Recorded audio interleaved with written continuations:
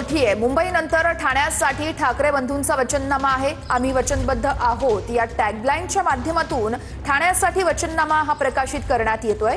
ठाणे महानगरपालिकेत काय करणार यासाठी ठाकरेंचा हा वचननामा असेल।